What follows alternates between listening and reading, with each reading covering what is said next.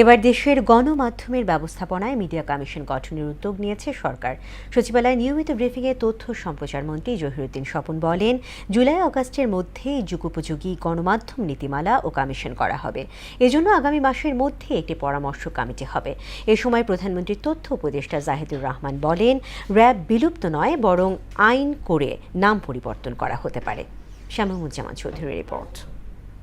ত্রৈমাসিক কাজের একটা অভিজ্ঞতা ৩ মাস পার করল বর্তমান সরকার। সচিবালয়ে এক সংবাদ সম্মেলনে এই সময়কালে সরকারের নানা অর্জন ও সাফল্য তুলে ধরেন তথ্য ও সম্প্রচার মন্ত্রী জহিরুদ্দিন স্বপন। বলেন, নির্বাচনী প্রতিশ্রুতি অনুযায়ী ফ্যামিলি কার্ড, কৃষক কার্ড, খাল খনন সহ শিক্ষা ও সামাজিক নিরাপত্তা খাতে কার্যকরী উদ্যোগ নেওয়া হয়েছে। আগামী জুলাই থেকে সরকারি প্রাথমিক বিদ্যালয়ের শিক্ষার্থীদের মাঝে বিনামূল্যে স্কুল ড্রেস, জুতা ও পাঠের ব্যাগ বিতরণের পাইলট কার্যক্রম শুরু করার ঘোষণা দেওয়া হয়েছে। হামের এই মৃত্যু আমাদেরকে শিখিয়ে দিয়েছে যে দায়িত্বহীনতা আজকে যদি আমি দেখাই, তাহলে আগামীকাল বা পরশু তার কি খেসারত জাতিকে দিতে হয়।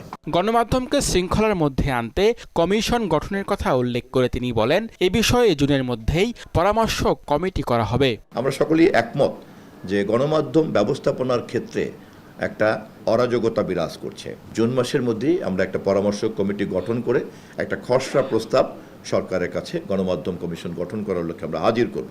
আর অপসাংবাদিকতার বিরুদ্ধে সরকার কি ব্যবস্থা নিচ্ছে এমন প্রশ্নে প্রধানমন্ত্রীর তথ্য উপদেষ্টা জাহিদুর রহমান জানান, আইন অনুযায়ী পদক্ষেপ নেওয়া হবে। শেখ হাসিনার বিচার প্রক্রিয়া নিয়েও কথা বলেন তিনি। শেখ হাসিনার প্রতি আমাদের ইনসাফ থাকবে। শেখ হাসিনা যদি আসে বাংলাদেশে ফেরত, তাকে কোনো এক্সট্রা জুডিশিয়াল কিছু আমরা আসলে করব না।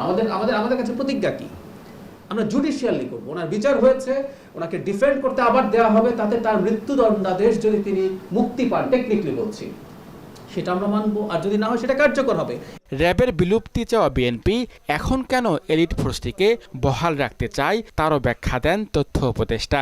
র্যাবের সমালোচনা যদি সরিয়ে রাখি, আমরা দেখব র্যাব অত্যন্ত কেপেবল ভাবে নানা ধরনের সন্ত্রাস তারা মোকাবেলা করতে পেরেছে। একটা এলিট ফোর্স থাকবে, সেটা র্যাব নামে হোক বা ভিন্ন নামে, এবং ওয়েল ডিফাইন্ড আইন থাকবে।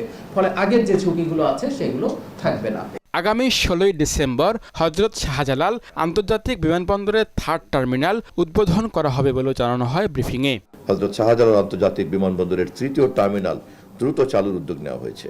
শামীমুজ্জামান চৌধুরী, মহানা সংবাদ, ঢাকা।